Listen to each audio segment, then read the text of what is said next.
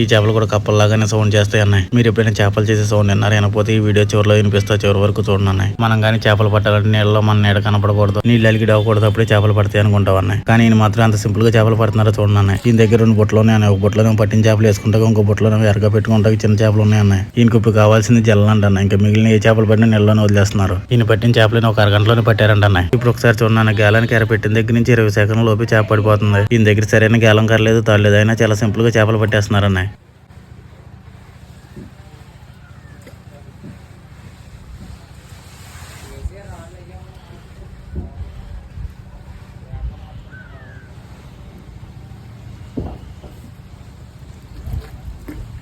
చూసారు కన్నా, గేలం వేసిన 10 సెకండ్ల లోపే చేప పడిపోయింది. చేపలు పట్టాలంటే అనుభవంతో పాటు చేపలు పట్టడానికి మనం వెళ్ళే టైం కూడా చాలా ఇంపార్టెంట్ అన్నాయి. ఒకసారి జల చేపలు చేసే సౌండ్ ఎలా ఉండిద్ది అని అన్నాయి.